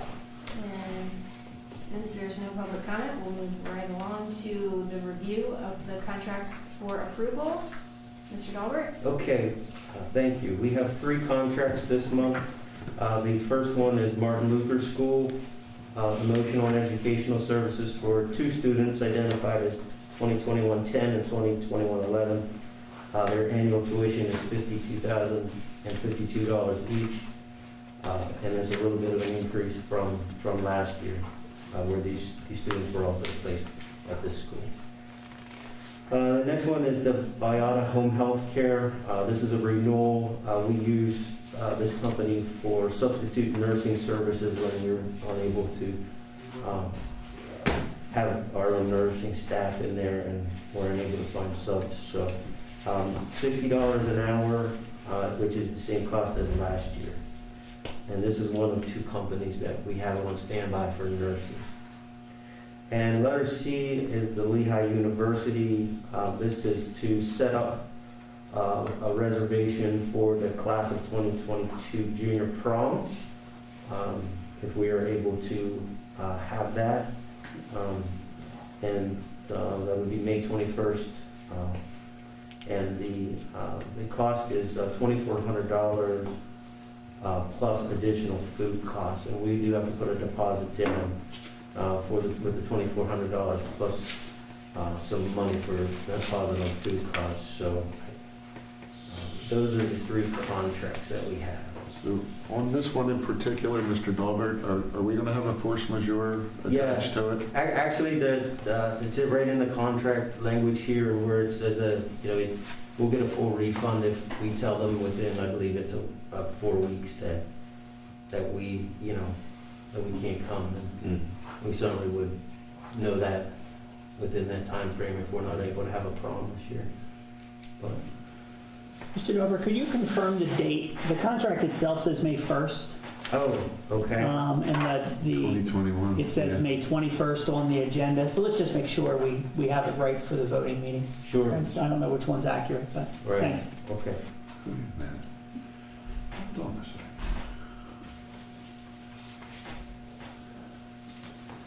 Actually, okay, it's the class of 2022. Okay, here we go. Correct. Okay. And the junior prom. Yeah, yeah. So 21st is Friday night. All right. It's small print, you know. First is Saturday night. Right. Okay. I was thinking the That's what I'm same looking at. exact It's on the thing. calendar. Like, is it usually Friday? One's a Saturday, one's a Friday, right? Okay. All right, and next is Kids Care. So the Kids Care situation, Kids Care has been a provider for 26 years. 26 years to the district, provides our before and after school care at our 7 elementary schools. They have approached us because their number of students enrollment is significantly down. They're currently sitting at between 1/3 and 40% of where they normally are in terms of families. So because of that, they obviously are struggling from a payroll standpoint. They have 2 adults at each setting in the AM and the PM. So sometimes it's 3 adults because somebody only works AM, but they have 2 people on call for the students at the buildings. A couple of the buildings are fairly healthy. The majority of the buildings are very small in terms of enrollment. They have asked us to consider, there are 2 ways that we get paid from them that are in their contract. One is a facility usage fee that does have a different number each year. It's currently at $93 a day per school. And so that's currently what they are charged for this year. There then also is some profit sharing that is realized the following year. And so there was some profit from last year that because of the payment in the spring back to them for the days we were closed, that number has already come back to the district for this year. That profit sharing number obviously would be very low next year, if not non-existent, based on their enrollment. It really is the facility usage that is an issue for them. We have seen their enrollment in their payroll for both September and October 1st. In September, they were not able to meet their payroll based on their enrollment by about $2,400. And that is not including administrative costs, any overhead involved, or the facility usage fee. In October, they did gain a few students, as we moved on, and they are basically right at their payroll number for the month of October, which means the enrollment is basically covering their payroll. Again, not administrative costs, no overhead if they'd had to buy supplies, and no facility usage. So they have approached us and said that we are not able to continue to operate this program because of the costs that are involved, and they've asked us to consider, or asked you to consider, since it is a contract, asked you to consider the facility usage fee. They've asked for a full waiver of the facility usage fee, the $93 per day. We've looked at opportunities to be able to collapse programs and combine kids. There's very few options available in that way because of timing and transportation that would be available. So if families were able to transport, there would be some options there, but if they needed school transportation, which is generally what happens with why their student can't get on a bus, they drop them off at 7 a.m. and we have to get them to the elementary school. The buses are not available. We're using all of our buses at the elementary time to transport our elementary students to their own schools.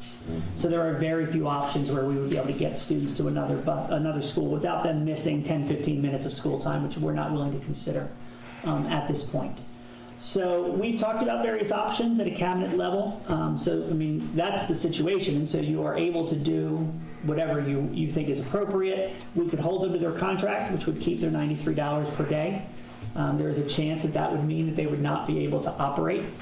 And we would have to consider what that would mean from a district standpoint. They've asked you to consider waiving that fee in its entirety and to not charge them that fee. So it would just be payroll basically, and their enrollment is basically keeping them afloat. We at the cabinet level have thought perhaps that the facility usage fee could be tied to their enrollment percentage. And so if their enrollment was about 1/3, perhaps the facility usage could be 1/3, with the understanding that perhaps that could be deferred into next year. And that if their enrollment continues to go up this year, there might be some funds that they could contribute to the district towards that. And if not, we could consider giving them a full another year to recoup some of to get back to whatever their profits were and to gain some of that proportional facility usage fee sometime between now and June of 2022. Obviously next year, assuming that everything is normal, it would go back to their contractual rates. They would have both of those that they would have to pay for us. But it's a discussion as to what you think is appropriate. I had sent you some backup information just so you knew basically what this conversation looked like. Dr. Robarchek's here. If you have any questions about the program itself, Mr. Dahlberg from a financial standpoint. So can you remind us how many families are affected, would be affected by this, Dr. Robarchek? So currently, there are 99 students enrolled across the district. And that's down from how many from last year? So from last year, you're looking at about 300 on average per year that they have enrolled. Just over 300.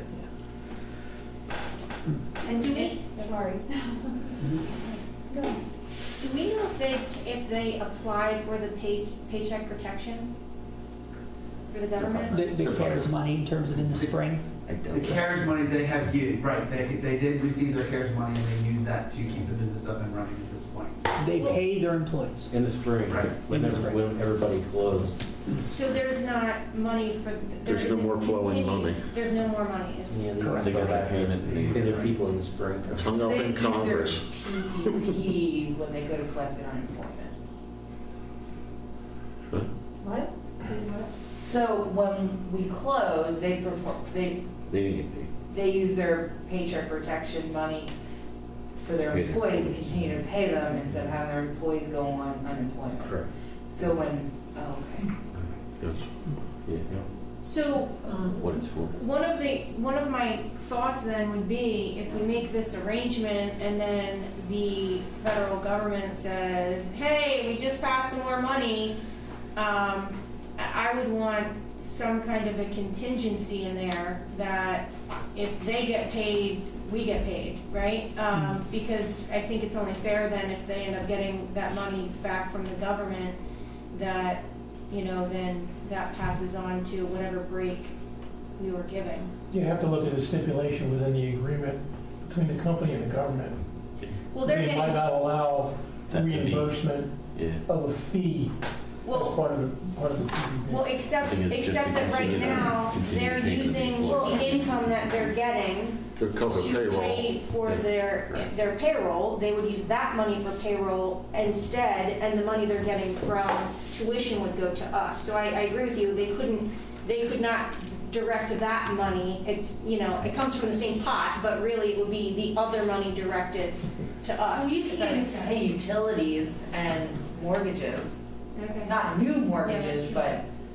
but like I could have used it to Existing. pay my rent, I could have used it to pay my mortgage. Kids Care is in other districts as well, right? They don't just do Penridge. Correct. They have multiple districts, although at this time are we the only one or are there two? We are one of two. Okay. The other one's not involved directly with the district. They, at one point, found a space to utilize to provide service for the students in that district. Okay. Not So they don't have- through the school district. So we're the only district that they have like a daily fee with? Correct. Okay. So we said it's $93 a day, right? It's like 13,000. So what's the total we're talking? It's a little over 13,000, right? A Right. month? And so per year, it is just over $100,000 per year at the fee. Yeah. So yeah, so from that standpoint, For the rent. it's in that $13,000 per month. Depending if you, well, and they're usually there too on like in-service and Correct. stuff In as service, well. Right. Not every month is equal, but you're right. We would have an end date on the agreement, like it would be, it wouldn't be indefinite. I would want to make sure that Right. if we did this and there was something set in place, can we also stipulate a review of the status? And are we allowed to request an audit? So I think sometimes what happens with some financing companies and, people that are basically in our situation, they can request an audit of, of need. So I will have to say that the family that does this has been very, very open with their enrollment and their finances. And has been very willing to say, what do you need? Right? They have been very open in that area, that we have had access to their books, access to their enrollment numbers. My guess is they would continue to do that in month four if we yeah, for I sure. just want to establish, I'm Yeah. not trying to be nitpicky, Right. I just think it's important to establish need. And, Just nothing wrong with it. your kids. So I got a couple of thoughts on this. Thank you for that. That's a good thing to keep in mind. A couple of thoughts. I like the idea of tying it to their enrollment. Yeah. And I'm amenable to delaying, to deferring to next year in the form of a loan, right? Now, hear me out. If you do it in the form of a loan, right, we have a rental fee, and we'll just turn it into a loan, where we'll defer payment for X number, whatever. And that way, I think they're more on the hook, if you will. Just a thought. Maybe, I'm talking crazy talk, but In the amount of their enrollment, the amount of whatever their enrollment is, right? So if we tie it to so it enrollment, would be less than from and 93. then that's a smaller number. Correct. Right now, it's 99 kids. And then we defer that, but we do it in the form of a loan. I see what you're saying. Huh. Well, my question would be is, would they be making enough money to be paying the $93 a day in addition to the When deferred it goes to full payment? term. Or would they still not be making? But if we kept You it, have to look back at if the we still books. keep it tied to enrollment as opposed to the $93 a day or enrollment, not both, right? If I'm right, Dr. Bolton? It's No. either $93 a day as it is I think today. what he was saying is since there's a third of enrollment, You would pay like make the $31 facilities a month. fee a third of that as Right, well, so that they're right. both So that's numbers then $30-some based dollars a on day, enrollment. right, is what it becomes. Right. Right, what I'm saying is back to normal and they're at their normal rate, Yeah. would they be able to pay that normal rate in addition to Plus, a loan payment? $122. Or would it still financially, could they not pay that? It's Like, probably the inequities. were they a break-even company, did they? Well, Well, considering they well, broke if we even profit- this month, if we were and they profit sharing normally last year, have 3 yes. times as much, right? Then you can see what their profit margin is in Right, a normal is it- year. Is the So profit that margin should enough be, to pay the payment back? That's Right, separate so- from the facility usage fee, but yes, I understand. well, and Right. except that if you're looking at what they can afford in a normal year, I think what she's saying is they're still gonna have their regular payments next year. If they do this on top of it, and if their enrollment goes back to where it was, it looks like they would be able to. If right now at a third they're breaking even, and then the other 2/3 then would be profit. So you would think then that could be built in for next year, and there shouldn't be an issue. But I also, to Dr. I'd probably Thompson's say point too, 2/3 profit. I would want to make sure then this is, we make it, and I think we're saying that anyway, but just making it this year.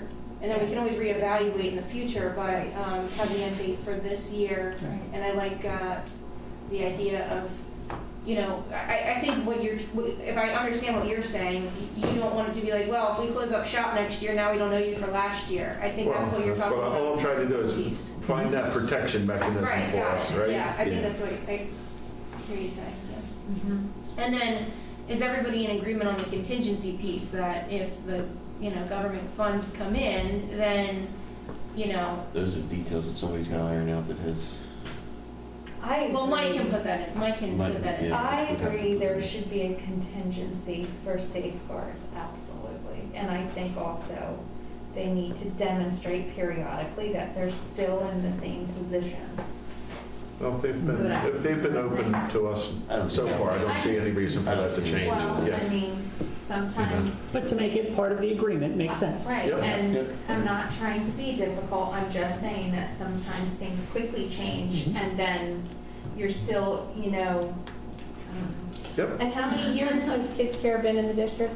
26. 26, and Do we know what their enrollments are over the 26 years, like for the past 10 years? Have I they don't been? know from the past 26 years. I had for about the last, oh my gosh, I went back to 2004. Okay. And again, it was pretty much on average just over 300. It Okay. fluctuated here Wow. and there, but that was the average. So we really do have to take into account that it is the Consistent. situation Right. of this Right. year. Absolutely. And Yeah. there's some grace Yeah. in it. I think so. Wow, absolutely. But I also think we need to be prepared Protect it. for it I- to carry on, Right. right? Mhm. That they've been, provided a good service to the district for these number of years. And I guess from all accounts, they've paid their rent in previous years with no issues, no Right. problems. So it makes sense to try to keep them afloat because they provide a service. Would you look at a no-interest loan for this year because of the situation they're in? Absolutely. Well, that's, yeah, but. That's the that- idea, otherwise that's you're the going back idea. on the one. Right, that's it. I'm I hate to say it, when I think of a loan, I always think of an interest rate attached to it. No, I was thinking like 0%, but 0%, in the form of a loan so that there's a backing to it, right? Yeah. So we're But talking it's still like owed money. $31. We're talking about like the facility rental. Correct. $31 a day. For 3 months figure. through 5 the end of days the a year. week. Yeah, It came like $28,210 for 26 weeks that we're in school, Mhm. minus what they had to work. Yeah. So it's You're like giving out- $28,000 some odd dollar loan to them to be Right. paid back in X term That's all. at 0% interest. yeah. Absolutely. And then so that's one piece of it, but what about obviously if there's no profit to share, then there's no. But Right, and that's always a year, that's always the following year anyway, so those actual numbers for this year will be realized next year, good or bad, Yep. and then, Yeah. Okay. I think that's So, reasonable. but the enrollment piece of it, you plan on keeping the same. So what they're paying now for the enrollment side of the formula is gonna be the same, and then you're, right? so we have that option, we could, right, it is a We can contract defer that. all of it? Right. Well, no, I think you're saying, do you set a number now, or do you monthly attach it to enrollment? Well, no, I Right. think what I'm saying is you have two separate formulas here.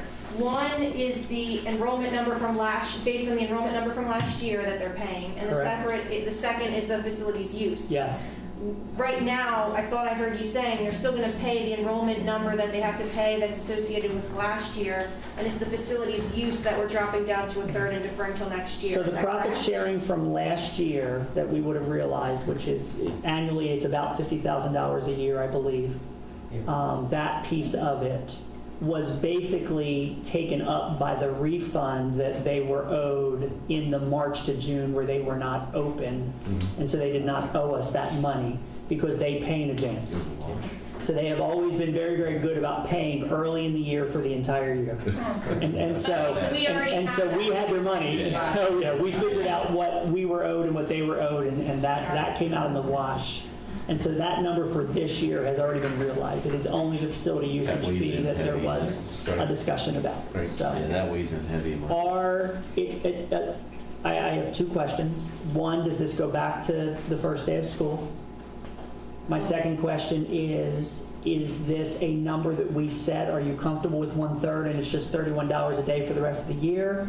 Or do you want us to periodically update the enrollment number? I think we Right. update it monthly. Assume positive And I would numbers. start it when we pass it. I don't know that I would backdate it, because I don't we're know. I probably don't already where we No, I are, would right? backdate it. So that means they would owe us $93 per day Oh. per facility Right. for the days Oh, they've about already that. occupied. Yeah, sorry. Or do we do enrollment for September, enrollment for October, enrollment September, it's for only a couple of months I back. could do a direct correlation between the percentage. So it'll be And then attached to just their enrollment the reevaluate first of monthly? each month. Yeah. So that Right. month's facility usage will be a percentage of whatever their Right. enrollment is on the first of the month. Right. Yeah. Or the first Right. school day of the month. Right. whatever. Right. Right. And then moving Okay. forward, you would Then- check it every 30 days, Right. and then it would do, like, what if enrollment drops? We Then you would do evaluate it the first, percentage. they're giving us an enrollment report the first of every month. So we have September and Okay. October's data Perfect. already. Oh, okay. But So- so they asked for a $0 facility They to did. continue to operate. So they may take our proposal and reject it and say, They could. Yeah, it's We're very. They might. okay, I just think that's Right. important to We then remember. would have to have a conversation because there is a written contract. Right. And so there is a contract for this service for the year. But Right.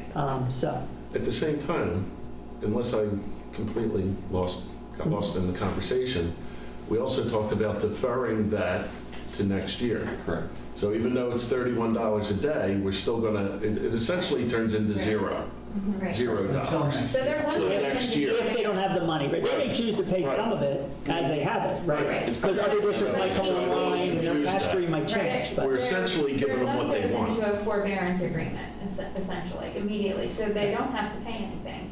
Right. That if we choose that, like if we And if they want to agree allow to them it. to defer it to the Right. next year, Right. then their weekly payment would come to like $868. But maybe then we can consider financing that for them and overpayments or something. Maybe like in the future, we can Yeah. talk about that.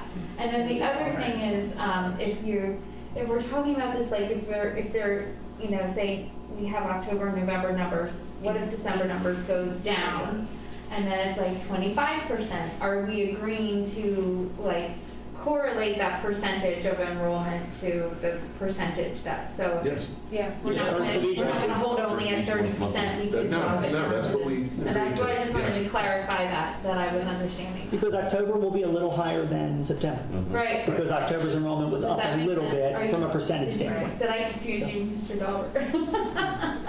He knows numbers. You're looking at me like, Sean knows numbers. Well, and a major impact, would, you know, the other piece of this that I just want to kind of point out is It's definitely a road. we also impact these numbers as well. The decisions I that think we it's a better make feeling impact these than it numbers, is because if we a go back dollar. 5 days, that's going to increase their It's a better numbers as well. So break some of our even. decision-making, because of it being an in-school, an after-school kind of Right. program. It's because parents are It at home. does, right. too. So parents aren't coming and Yeah. dropping their kids off Yeah. after school, their kids are in virtual or their you know, their hybrid off days, so, you know. Or so they don't have the money. It makes sense for that to be correlated, and then if we go back to 5 days, you'll see you'll likely see some increase to that Yeah. because Correct. the kids being All in right. 5 days, so. All right, are you clear? You will ask We Mr. talked Miller to about a draft lot. something. I feel like we have the information to be able to draft something. We will talk to the representatives at Kids Care Okay. and get a sense for it. Thank you. We'll have something for your consideration at the board meeting in a couple weeks. Thank you. Thank you. All right, and next is the budget calendar. Hey, Fun, My fun, favorite fun. discussion. I love this kind of budget calendar a lot more than the other These are option, awesome. so. Where we don't have the more frequent schedule when we are opting into a potential Act One, so another great advantage to us not opting into the exceptions, so. Right, exactly. Great leeway. Yep. So I have both calendars for you, the Act One timeline calendar and the non-Act One timeline calendar. He's killing me. The non-Act One timeline calendar is the calendar that we historically have always went into. There really isn't much at the left to pick for exceptions anyways at the state level. You know, the millage is already in place for our debt service, so we couldn't do that. Perhaps maybe something in special education, but there really isn't much there. They really have, over the years, picked away at those and really kind of taken that away from us. The non-Act One calendar timeline, if you will, let me jump through that one with you a little bit. Sure. The major dates there is November 6th is when we start disseminating our information out to department heads, principals, give them the calendar, give them access to the software for the budgeting and our financial software, and basically get them started. And then by January 6th, we ask them to have their stuff in and be ready to go. Then we take a few weeks in the business office to turn that information around, look at it, scrub it, and then we start our meetings with Dr. Bolton and myself and those department heads, principals, and so forth. And we go through that process for a few weeks, and we spend a lot of time on the numbers at that time. Really, till we get to February 8th, we're at the point where we bring you the first look at the budget. At that point, like I said, we've been through it with everyone. We have the personnel budget done. We've went through that budget a number of times, and really, scrubbed it to make sure that it's accurate as possible. And we make sure that we have funds in there for anything that is requested new and so forth. And, once we get to that point, if we want to start something new the next year, we really should be in there. So that we're not adding things and giving them to you late after you've already looked at numbers. So February 8th is that first time that we go through it with you. And then, as you know, every month we bring in department heads and have them give their presentations to you and so forth until we get to May 10th. And then that's our first vote. That you guys have a chance to vote on it and approve the budget or not. And then, as you know, we have to come back in June with the 30 days in between and vote again. So there's 2 votes on the budget. Is there any questions on that timeline? It is pretty much the same thing that you saw last year and that we went through. Of course, the Act 1 timeline jumps in much faster, and you have to have a budget passed by February 17th, which for us would be our January voting meeting. So it's really not something that 3 months. Right, so I think, I think I can assume, but I'll let everybody, that we're gonna go with the non-Act 1 budget timeline, that we are agreeing that we are not going to file for any exceptions to raise taxes above the Act 1 index. Correct. So that's what we're agreeing to, so. All right, sounds like we're good. Awesome. The next item is the Act 1 index itself. For next year, 3%. This year it was 2.6, so it is up to 3%. That was anticipated though, wasn't it? Yeah, it was anticipated. A lot of the numbers most of the numbers that go into that are a little bit delayed. So until the Act 1 index hits for those numbers, we know those numbers. So I say that a little different way. We kind of know those numbers, so we can try to calculate it beforehand. So there's some really smart people at PASBO that figure all that stuff out for us. And so it's 3%. We expect the impacts on the wages, the loss of wages in the state, to hit the next year's Act 1 index. Okay. Because it is delayed. Yeah. So when we look at the next year, we may see something, lower because of that impact of wages. And remember, that's statewide. Right. That's statewide wages that's going to impact us here in Penrith. Right. So we might not be hit as hard as the rest of the state, but we're going to feel that in the Act 1 index. So, okay? So that is coming. And then the next item I have for you is the resolution that I give to you each year that you have to pass in order to put us on the road of the non-Act 1 timeline. And that basically that resolution is saying that you as the board won't raise taxes more than that index of 3%. And that you're doing that, and then you're going into the non-Act 1 timeline. And then we can work on the budget and then have the votes in May and June, as we're required to do. And that doesn't technically need to be approved until January, but there's probably no reason not to, right? Correct, yeah. The last few years, we've done it in the fall. Yes. Right. A few years we've done it in the fall. It just got it out of the way, and and then we all knew what track we were on. Yep. So if it's okay with you, we would put that on the. Yep, absolutely. Sounds good. Okay. The next Finance Committee meeting is scheduled for November 9th. Do we have any more public comments? We have no additional public comment at this time. All right. There's one other thing, if I can, Mrs. Vance Clemens, and I just got this today from the IU, it's our contract, annual contract for the homestead farmstead exemption. So if it's okay with you, and that's a timely issue. Right. They need it back before we vote on December 1st, because we don't have a voting meeting. Right. So I'd like to send that out to all of you, and we can put that motion on. Yeah. Just to get that taken care of. Yep. And it's the routine motion that they've Yes. seen in other years? Yes, Okay. same exact thing we do every year for the Homestead Farmstead. Yes, Okay. that'd be I great. just would like to get that out of the way and get it back in the end. Please, Yeah. thank you. All right, then let's adjourn. All right, second it. I just had to make. You and your second. Dave likes the second that one. Mr. Alexander, will you let us know when the microphones are off?